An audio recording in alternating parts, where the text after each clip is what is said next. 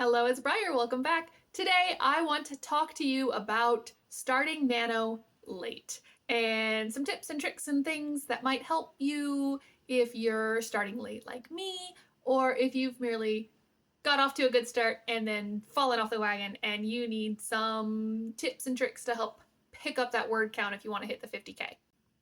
So for me, I came into November with the idea that maybe I'll write a couple words, maybe I'll do a couple things. I made a project on the Nano website.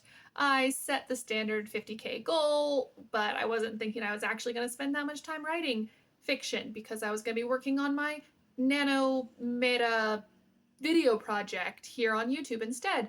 But it's November 6th and Nano is everywhere in my life, in my socials, if every time I open YouTube, in my head, because I'm working on this tangential Nano project, and there are all of these things that I want to be doing. So I've decided, screw it, I'm going to be writing 50K in November, or trying. So I am starting my Nano late, 6+ days late, because it's the 6th right now as I'm filming this. I'm going to be filming another video today. I'm going to be editing those videos. I'm going to still be working on my Nano meta project. So, things are happening, but I still want to write 50K. And again, I have like 1,500 words right now. Maybe. I think less than that. It's fine. So here are 4 tools, tips, tricks, ideas, things that I am going to be using to help boost my word count to hit 50K, even though I'm starting late.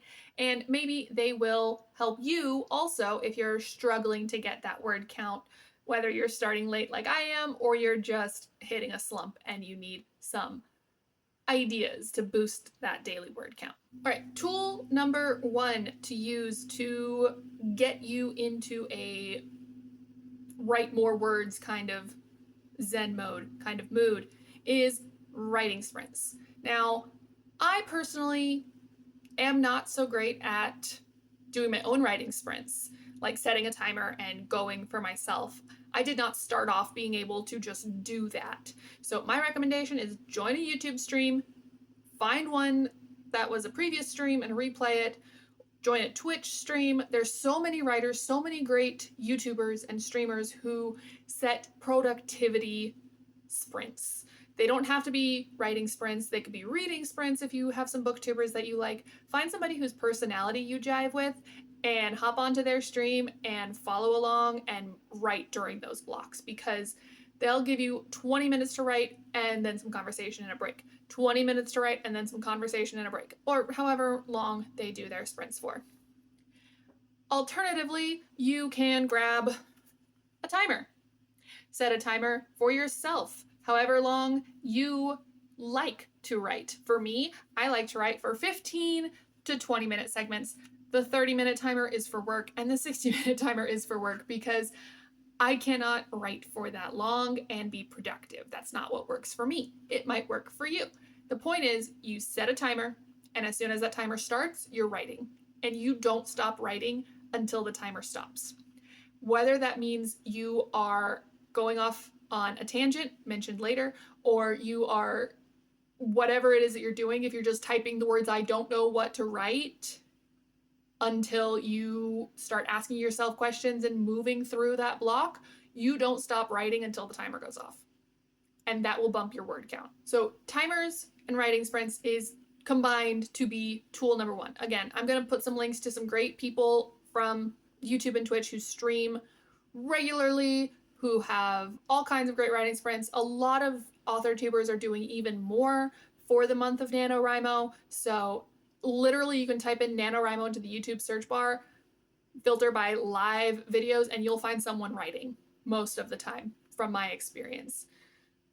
So join a writing sprint, get some words. That's going to be the number 1 way to increase your word count more than the 0 that we're starting with here late in the game.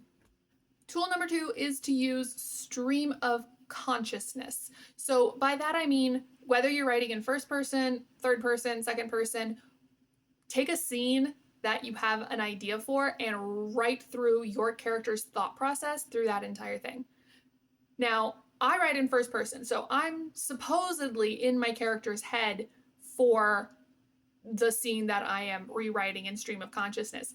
That doesn't mean that all of their thoughts are making it into the manuscript, the work in progress, whatever it is, because some of those thoughts are random. So what I'm saying is you try to put yourself into your character's position and think about all the different avenues of way that they could be thinking about what's happening to them or what they're doing.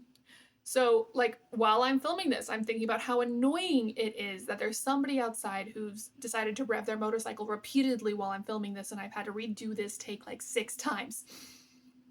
Or I'm thinking about how my dog might be bumping the camera. That might have happened already. So, these are all thoughts that are happening because I'm getting an external stimulus that's sparking an idea, but it's not making it into my verbalization or even like really noticing it beyond the subconscious. So dive into your character's subconscious. What is sparking some more thoughts, some more ideas, some more emotions in your character during a scene? And that's going to be something that, again, you will probably cut this out. It might not even be in your manuscript document that you are writing this stream of consciousness word vomit from the point of view of your character. But it's something that's really useful getting back into the world of your story, especially if you're dealing with writer's block. You've written some words already. You're not a late start for Nano like me, and you have come to a point now where you know what needs to happen next, but you're kind of not feeling it. So go back to what you've already written. Go back to a scene that's already done and pick a character and give their stream of consciousness thoughts to what's going on. You don't have to write the stimuli about what's happening, just how they're thinking about it, how they're reacting to it. And that's going to give you a lot of emotional depth to pull from when defining your characters. And it's also going to give you a lot of words to add to your Nano word count. Tool number 3, I mentioned a little bit during my spiel about why writing sprints are great and why you should just continue writing until the timer goes off, and that's tangents. My tip number 3 for getting a lot of words during NaNoWriMo and catching up when you're behind is to let the tangents drive. If you're writing a scene and you have a sudden realization that you have no idea where your characters are, what their bedroom looks like, what their office setting looks like, the layout of the park, and you feel like you need to step back and really settle yourself into that location, go off on a tangent. Have your character literally walk around and notice and touch everything around them. Think about, like, if I was going to do a description of my room where I'm filming this right now, then maybe I'll go through my bookshelf and be like, oh, I got that book at a library sale. Oh, I got that tarot deck when I was traveling, or I found this one, it was a gift that I got when I was in middle school. And these are all things that your character has or that are in the surroundings of your character that will be useful. Again, you're building up the foundations of your world, of your character, of your settings. You're building something. There's a reason that random question popped into your head while you're writing. And yeah, maybe these words are going to get cut from the final draft. That's not what Nano is about. You're not writing a nice, perfectly drafted final cut that you're going to be sharing with people. You're building this. So sometimes you need to get under the building and figure out the foundation before you can polish it up. So let the tangents drive. If there's something that happens that you're like, hey, that is an interesting idea, that's not probably where I'm going to go with it, but that idea sparks in your head while you're writing, follow it. Follow the yellow brick road, follow the fairies into the forest, whatever's going on that's pulling you away from your main plot, let it go, follow it. Just let your imagination fill your world, because those words are useful. Again, the whole thing with NaNoWriMo isn't that you're writing a perfect draft. You're not writing the most linear, excellent, amazing first draft ever. You're writing words. You're building, if you're doing a traditional NaNoWriMo where this is your very first draft of a story, then I don't care how much plotting and prepping you did in October or however long to prepare for this NaNoWriMo, you have no idea what's going on. Not a clue. You're writing into the dark, and your flashlight might catch on something interesting along the way. So explore. There's no rules to NaNoWriMo to say that you have to be writing these words to go into your work in progress. You can write this into the backstory of your character. You can be adding words to your character's profile of whatever it is that you prepared. You can be writing notes for a future scene and then coming back to a next scene. Like you have an idea about, oh, this is cool. This would spark an idea for something that would have to happen like 100 pages later. But the idea is there now, so write it. Just write it. Come back to it later. Just don't stop yourself from writing words because you think that's not the main path you're meant to be following. The idea is there. Write the words. And this leads me to tool number 4, which is probably an unpopular opinion, but I don't care, and that is cheat. You want to get 50K in November? You're starting 6 or 7 days late? Cheat. And by that I mean, the first time I ever won NaNoWriMo, I was a senior in college. I was working on so many different classes, and my final year of university was so much writing. I had to do so many essays, creative essays, literature analyses, all kinds of words, and so many of them were due in November, and I would count every single one of those words towards my nano because I was cheating. I said it was a short story collection. It was literally just a tool that I used for the month of November to see how many words do I really write every month.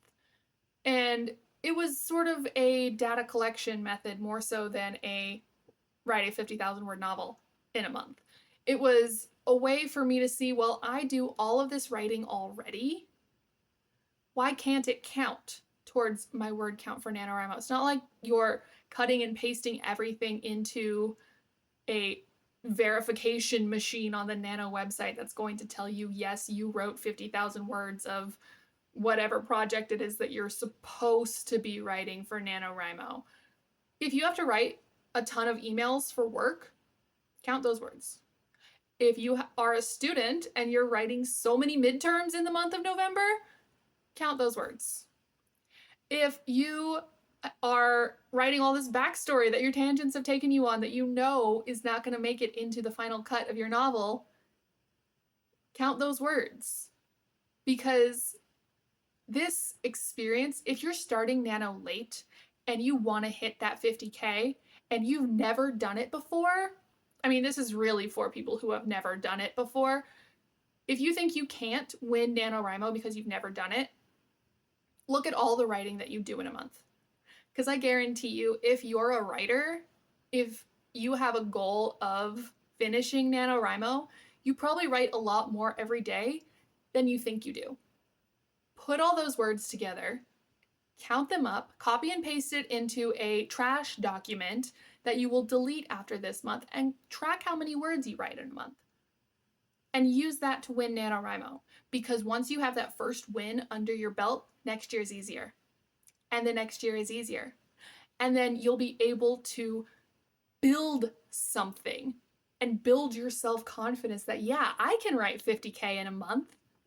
I can do that. I've done it before. I might have cheated, but I've done it before. And that's going to help you write more later. So yeah, I might catch some heat for saying cheat at NaNoWriMo, but there's no rules to this game. There's not some competition saying that if you do all this, you're kicked out of NaNoWriMo. What is that? Write words. Your words count. I don't care how you are getting them.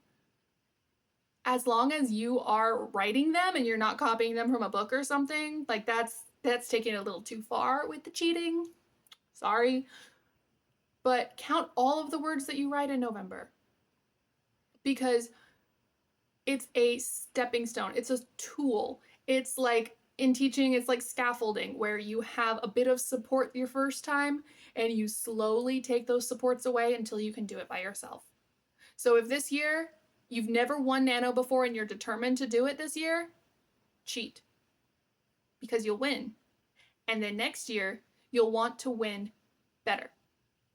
You'll want to win without so many crutches, so many scaffolds holding you up. And then you'll do it for real. This doesn't have to be your first real one, but it still can be your first win. So that's my long, rambly tips and tricks for starting Nano late and hitting 50K. Now I need to edit this video, film another video, get all of my things prepared in order to be able to sit down tonight and try to get more than 1,500 words towards my NaNoWriMo.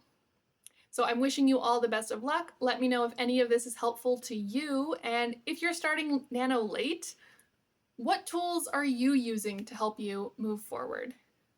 And I would love to hear from anybody who gets to the end of the month and does hit 50K using any of these tools. Let me know if it's helpful, because that's kind of my job. I like to help people. I also like to ramble and talk to myself. So here we are. All right, thank you guys for watching. Remember to like, comment, and subscribe if you see anything that you like. And I will hopefully see y'all at the end of the month with 50K. Bye. But I have a plan. My dog is barking. Dakota.